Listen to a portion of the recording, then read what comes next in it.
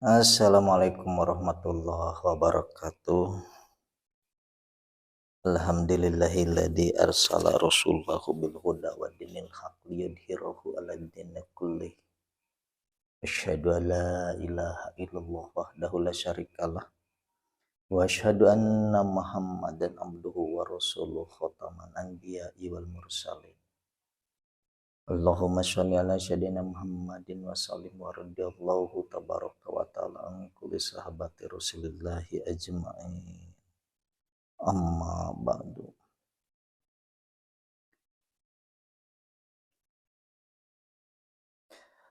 Dalam konten kali ini saya akan melanjutkan bahasan mengenai perjalanan ruh.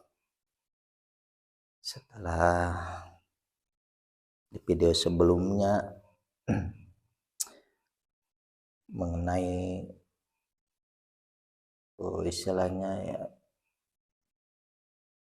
keluar dari jasad itu sedulur papat, bahwa terdiri dari sedulur papat, bahwa jasad kita itu tidak utuh sebagai jasadi saja gitu, tapi ada bagian dari diri kita itu yang termasuk gaib dan ada juga batin gitu, lahir batin gitu. Nah yang batinnya ini berlapis-lapis juga gitu. Walaupun saya kan ceritakan ini mungkin berulang kali karena perjalanan pertama, kejadian pertama terbuka kasar begini gitu, itu di lain waktu lain lagi gitu. Jadi saya singkat saja, dari mulai bahwa kita istilahnya lagi duduk begini, terus ada sukma kita yang keluar, kita melihat jasad itu duduk atau tertidur, kita keluar seperti dalam mimpi melihat jasad kita sendiri. Udah gitu kita tuh seolah pergi ke dunia lain dengan meninggalkan jasad yang tertidur atau jasad yang terduduk. Kita sadar bahwa kita itu seolah meninggalkan tubuh kita gitu. Nah setelah udah jadi batin atau setelah menjadi gaib gitu, bahwa tubuh kita itu ada berlapis-lapis lah, berlapis-lapis dari jasad kasar, jasad halus, terus lebih halus lagi, akhirnya ya bisa disebut itu bagian dari kita yang gaibnya.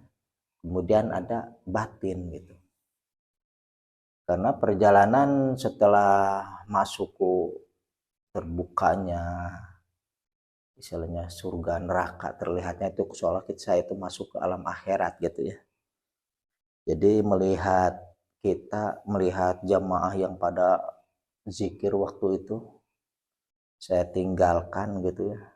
Jadi meninggalkan ruangan majelis waktu pada zikir, jadi majelis zikir saya keluar, atau istilahnya seolah-olah mengangkat gitu badan terus gitu. Tapi kita dengan sadar melihat para jamaah yang lagi berzikir. Saya lihat atap rumah itu udah kayaknya nembus terus saja, jadi langit-langit rumah itu saya tembus gitu, tapi nggak ada sentuhan karena ini mungkin bukan jasad ya. Tapi saya suka bingung di situ antara jasad yang berangkat atau meninggalkan itu riungan kumpulan majelis zikir atau cuma sukmanya saja gitu. Karena yang saya perhatikan itu yang kiri kanan gitu, rekan-rekannya dalam majelis itu kiri kanan kita gitu. Saya tinggalkan terus nembus ke langit-langit rumah, keluar melewati genting gitu, lihat rumah tempat kita, tempat rumah guru lah istilahnya. Sampai lama-lama makin meninggi kan kelihatan satu kampung pada, karena malam jadi terlihat lampu di perkampungan yang di teras-teras di jalan-jalan itu kelihatan pada terang sampai terus sampai terbuka, akhirnya di atas tuh ternyata ada tutup gaib lagi gitu, bahwa mungkin berapa kilo ke atas dari bumi yang kita pijak itu sebenarnya ada pintu langit, tapi saya nembus ke sana sampai ya itu gambaran kita masuk ke alam akhirat gitu.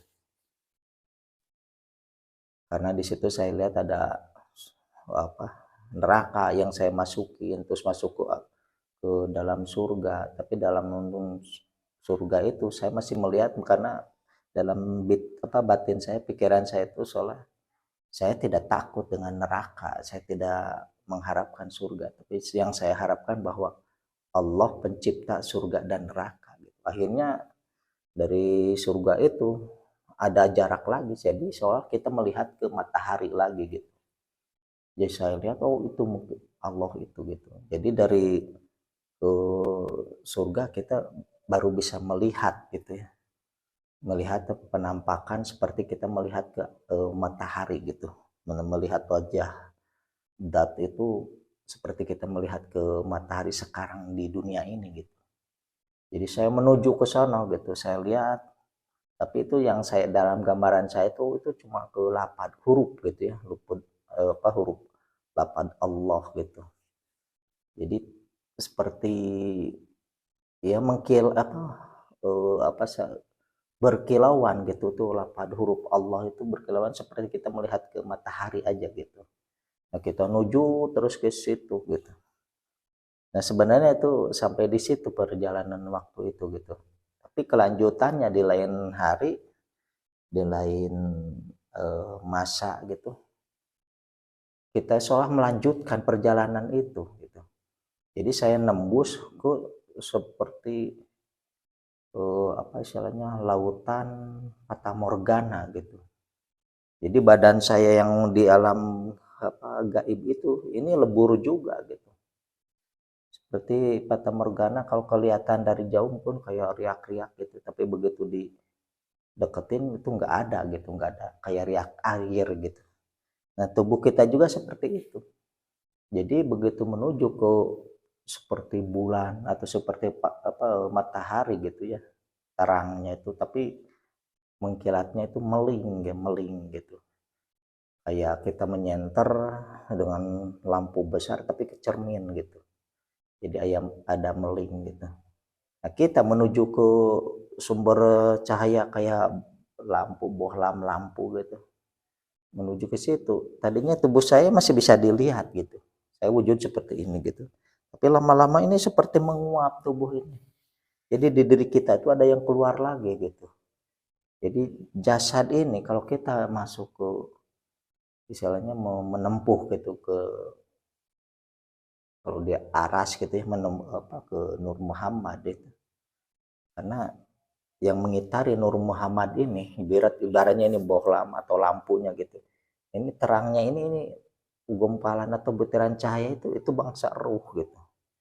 Tapi kalau di bangsa ruh masih bisa dilihat seperti ada wujudnya, walaupun belum jelas apa ini bentuk orang atau binatang atau apa, itu seperti fata morgana gitu, seperti ujung riakan api gitu, tapi kelihatan gitu wujudnya, seperti ada bakal calon kepalanya bagaimana tubuh kita itu di alam lahut itu kelihatan ada wujud masing-masing gitu, satu-satu kelihatan.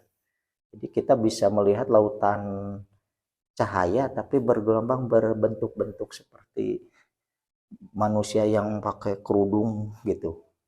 Misalnya kalau kita pakai sarungan tapi yang dari cahaya ngerutup, tapi kelihatan wujudnya orangnya gitu, istilahnya itu bentuknya kelihatan. Nah, begitu masuk di alam itu masih kita masih bisa melihat gitu. Itu dalam yang ke sepemahaman saya itu alam lahut gitu. Kita masih berwujud tapi berbentuk ruh gitu. Nah, begitu kita meluncur menuju ke Nur Muhammad, nah jasad yang ruh itu lebur gitu, nggak ada. Karena soalnya di diri kita tuh ada yang keluar lagi gitu. Ada yang keluar lagi, yang tadinya tubuh kita dari jasad ini berganti jadi berupa cahaya. Jadi badan kita seperti cahaya gitu. Jadi nggak berbentuk seperti jasad ini. Bentuk cahaya, tapi dalam cahaya itu masih ada lagi yang keluar. Jadi saya bisa memperhatikan begitu nembus ke Nur Muhammad gitu ya.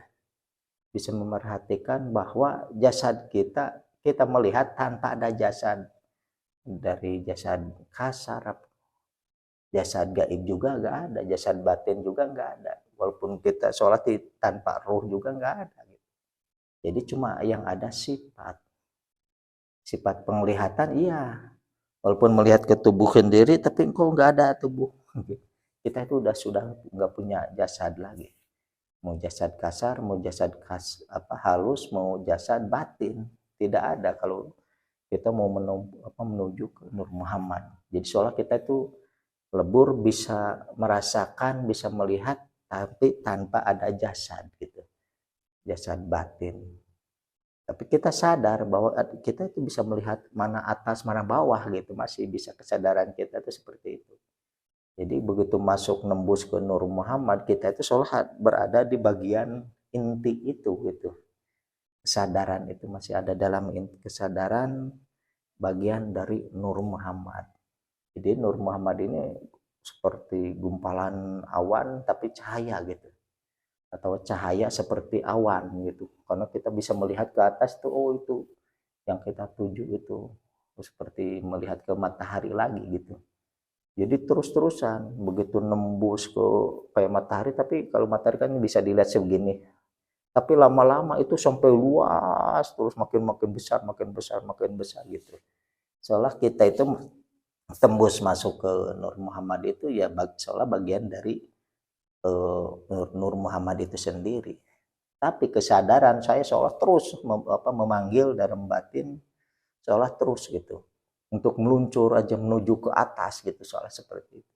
Sampai akhirnya saya tembus ke atas melewati nur itu gitu. Ternyata kita masuk dari ujung sebelah sini bisa nembus ke ujung sebelah sana, atau dari bawah kita meluncur terus tahu-tahu kita bisa tembus di atas.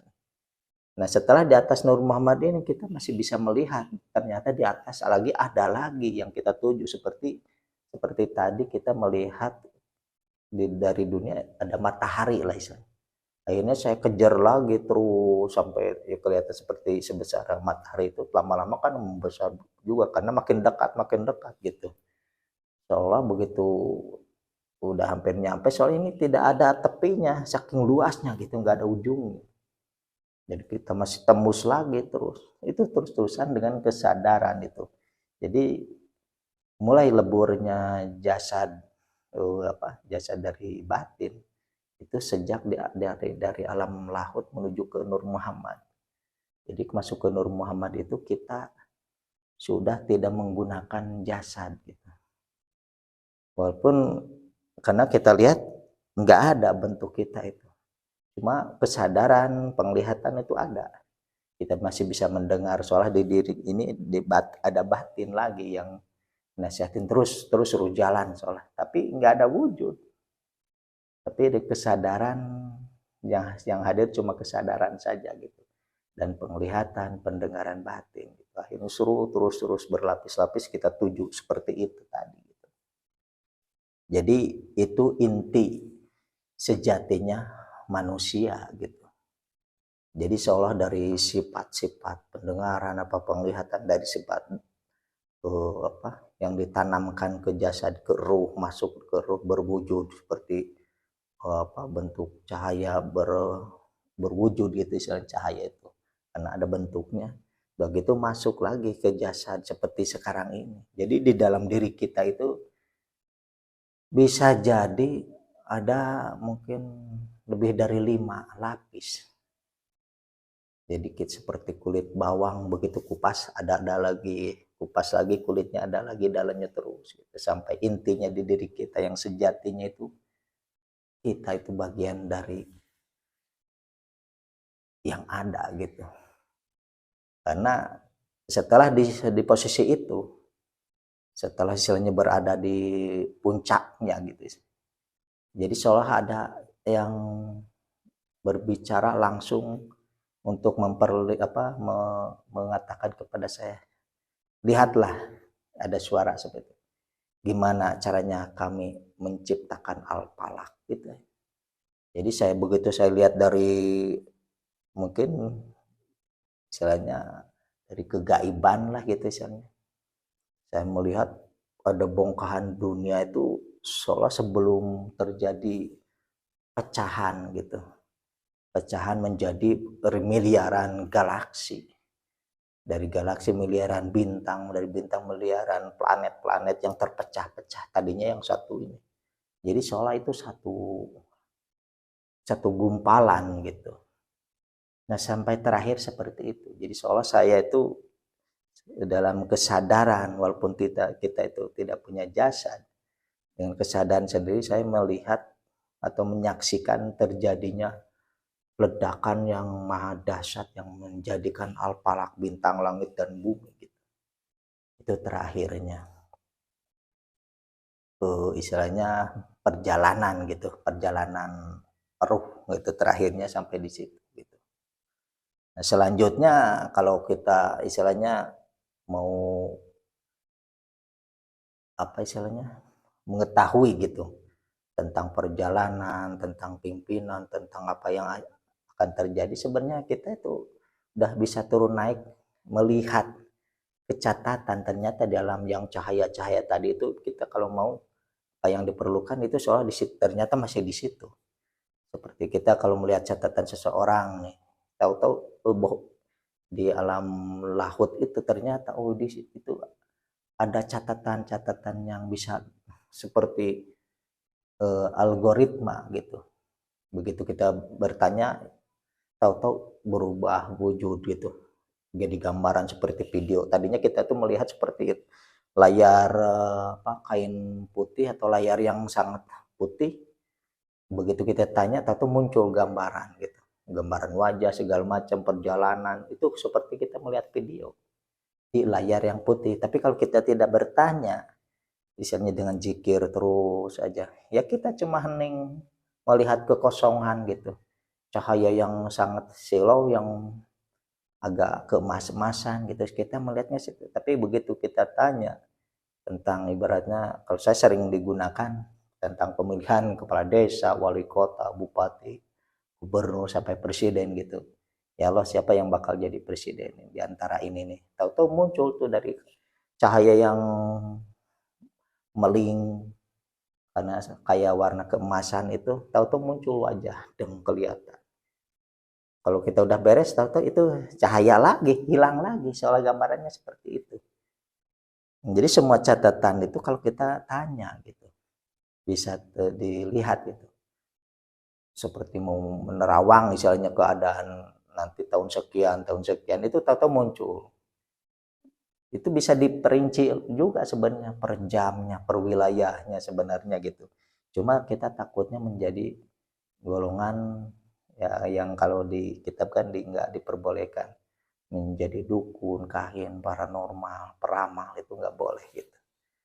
Cuma kalau detik-detik diperlukan itu sebenarnya kita nanya ke Allah itu ya, seolah melihat menghadapi layar yang bercahaya gitu, layar dari cahaya istilahnya. Jadi gitu, begitu kita tanya tahu-tahu muncul terus gambaran wajah si A, B, C-nya. Kalau kita tergantung apa yang kita hajatkan gitu aja. Yang tadinya kosong sebenarnya karena kita nggak melihat apa-apa gitu. Cuma yang saya lihat itu alam yang sangat terang, cahaya yang sangat meling gitu ya. Meling itu seperti kaca gitu, yang seperti kaca. Cuma kalau kita tembus itu kosong, nggak ada gitu. Cuma ketebalannya bisa mungkin berapa, nggak keukur lah, karena ukuran rasa itu colok gitu ya.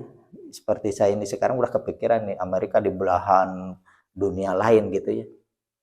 Itu dengan kecepatan rasa itu kita bisa lihat sekarang gitu.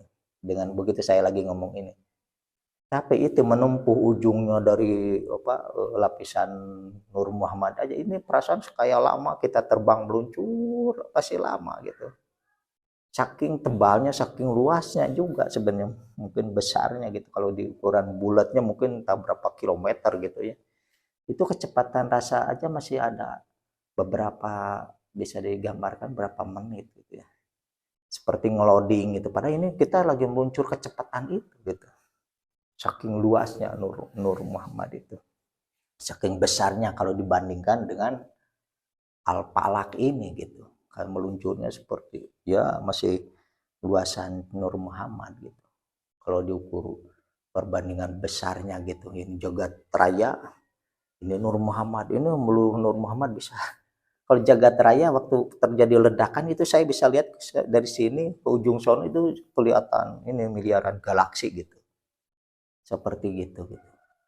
Tapi begitu menjelajah atau menempuh Nur Muhammad ini dari sisi sebelah sini ke sisi sebelah sana itu masih ada jarak sampai berapa lama gitu saya juga.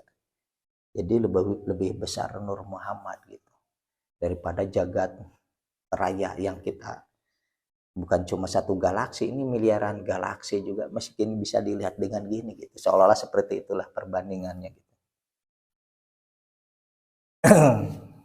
Jadi intinya bahwa di diri kita itu berlapis-lapis kadarnya gitu. Kadar keruhaniannya. Jadi walaupun kita setelah meninggal dengan jasad itu dikuburkan, tapi masih ada seduduk yang seperti wajahnya sama dengan kita gitu. Cuma sudah lain unsur gitu. Yang dibilang itulah anasir atau sirullah gitu, yang anasir yang 4 itu gitu. Yang di diri kita itu. Begitu jasad kita meninggal dikuburkan, tahu-tahu masih ada yang suka duduk wajahnya sama dengan kita segala macamnya. Karena ya kalau saya sendiri udah sering lah istilahnya dimimpiin datang wujud seperti ini gitu. Pada saya sendiri ya mungkin kalau yang mimpi sih mungkin gak aneh karena saya juga lagi mimpi bisa jadi mendatangi dia gitu. Tapi ada kalanya kita kesadaran lagi di warung di mana tapi ada orang yang minta bantuan gitu istilahnya, minta kekuatan, misalnya minta karomah lah gitu, memanggil saya datang ke dia gitu. Dia melihat bahwa saya hadir, padahal saya sendiri sedang di warung gitu. Itu sering terjadi, karena tergantung orang yang meyakini juga gitu. Sampai manggil, Jang ke sini, jadi karena beliau tuh ya orang pintar tapi udah usianya di atas saya, udah sepuh gitu. Kalau ada apa-apa minta bantuan seperti itu. Jang ka dieu gitu.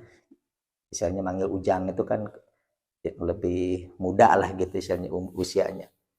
Tapi dia orang itu meyakini kekuatan gitu yang Allah titipkan kepada saya. Jadi sering diminta bantuan secara batin gitu.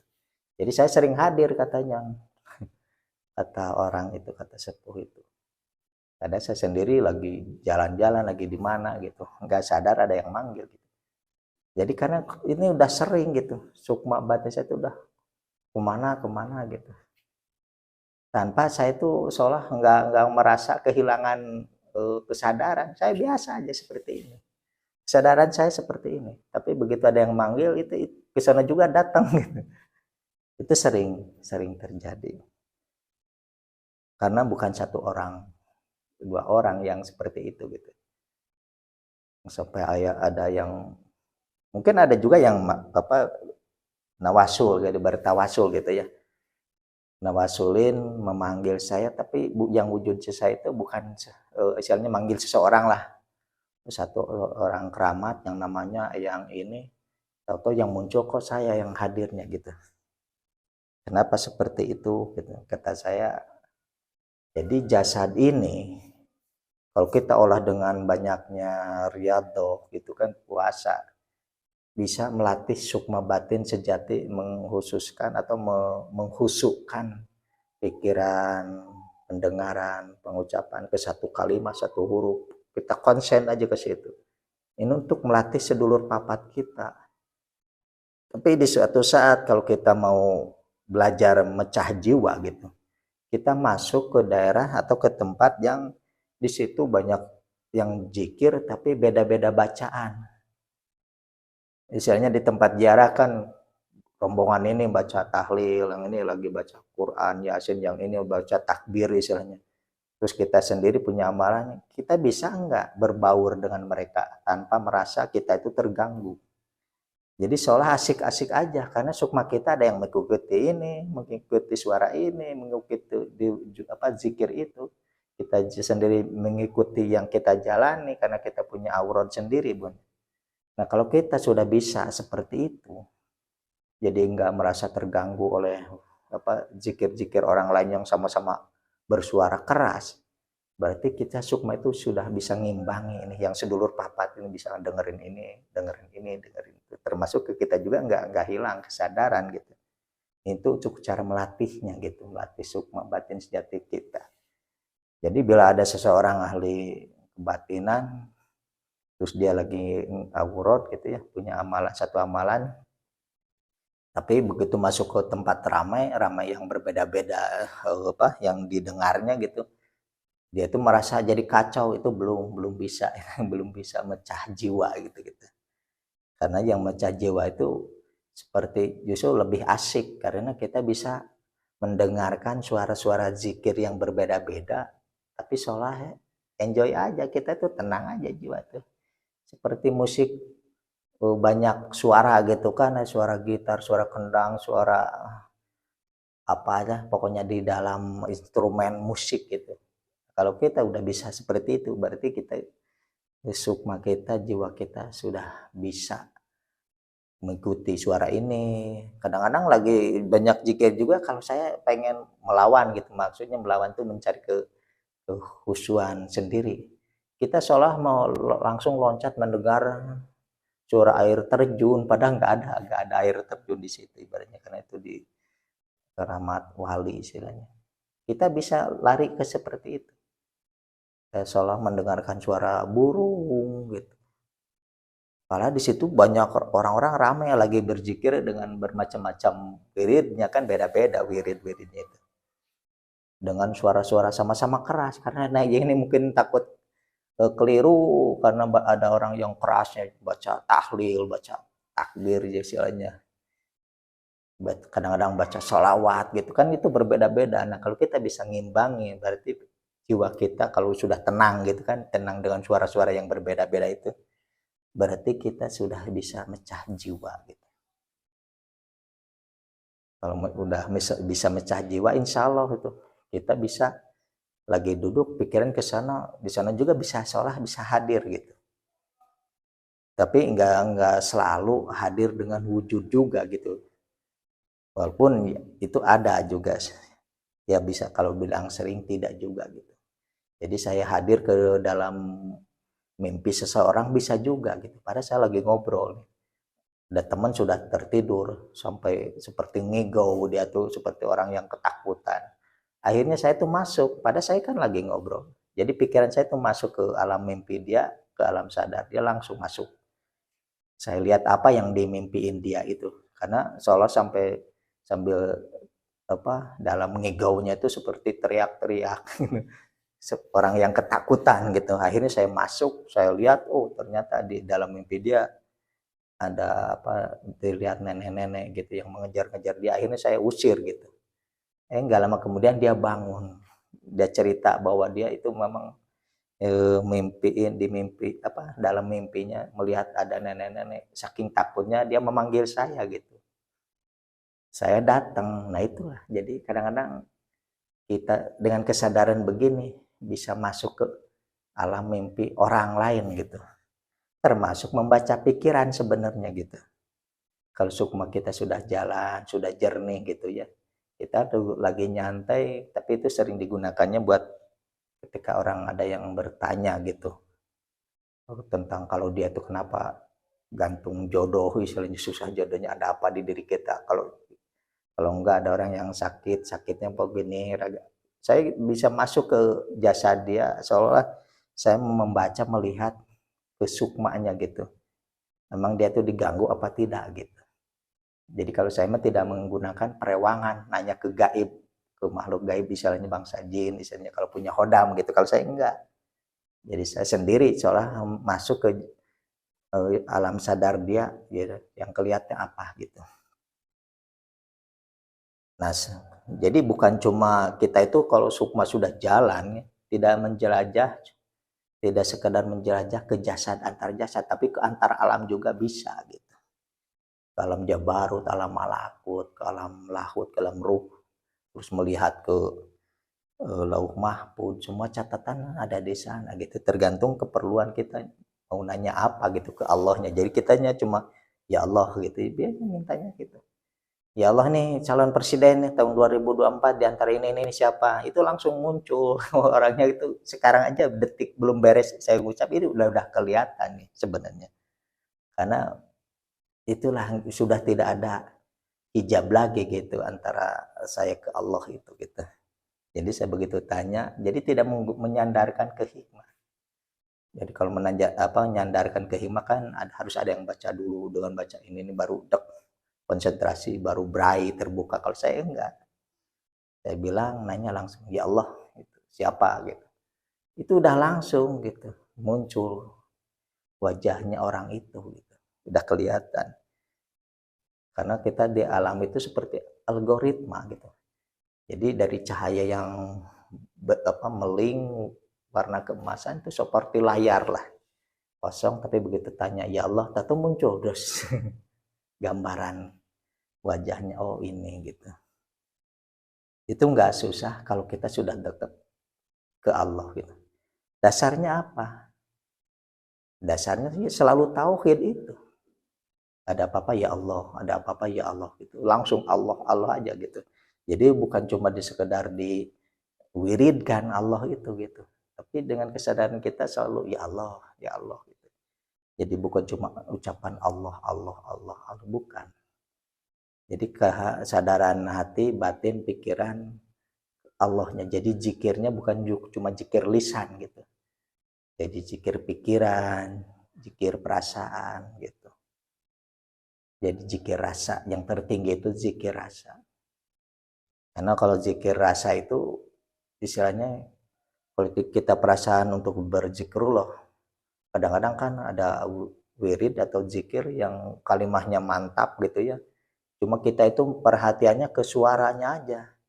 Tidak menghadirkan rasanya bahwa kita sedang mengingat nama Allah misalnya, mengingat ke Allah gitu. Tapi kadang-kadang perasaan kita sedang ke pasar, kemana jalan-jalan gitu. Karena konsentrasinya biasanya itu ke suara gitu. Suara orang gitu biar enak nih suara zikirnya. Jadi ngikutin orang lain gitu. Harusnya kita yang jadi pengendali gitu. Kita zikir kepada Allah, menghadirkan Allah, seolah berdua dengan Allah gitu aja.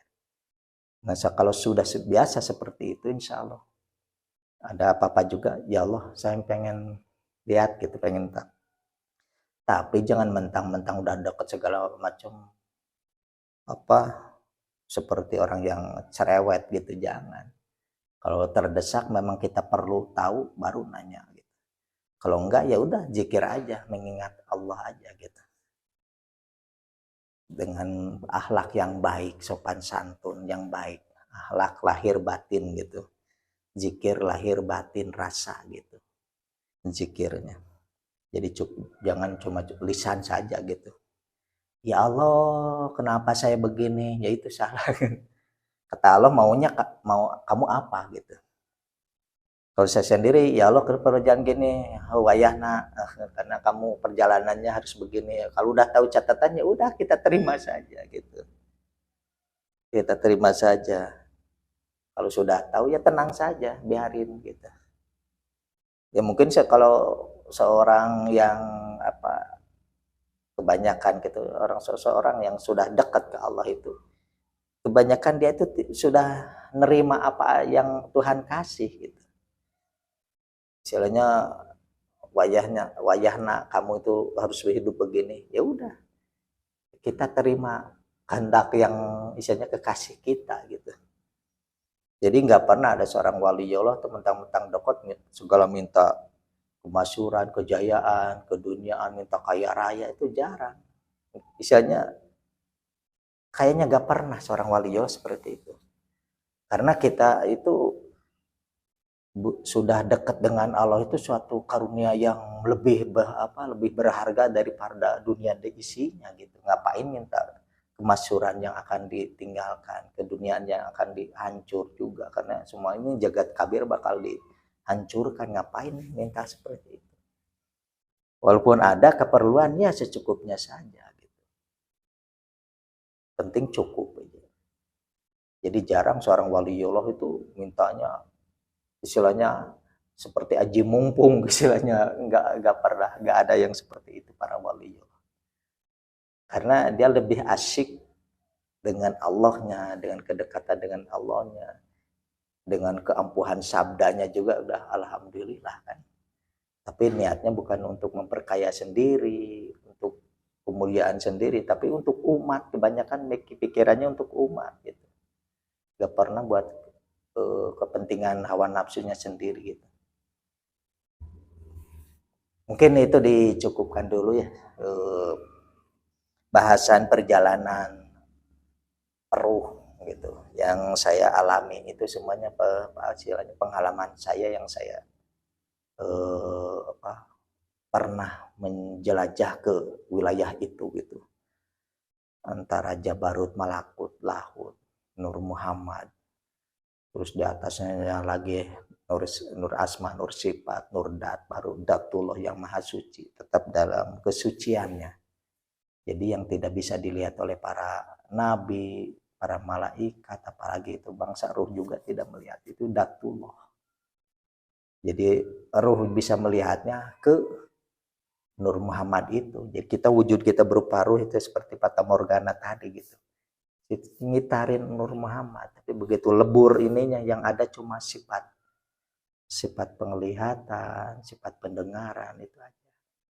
Jadi sudah sifat-sifat Allah sendiri gitu yang, tapi kesadaran ada, kesadaran seperti kita walaupun tanpa jasad rohani juga gitu. Karena jasad rohani tetap hancur gitu. Kalau kita menempuh atau menuju atau melebur masuk ke mau ke Nur Muhammad gitu.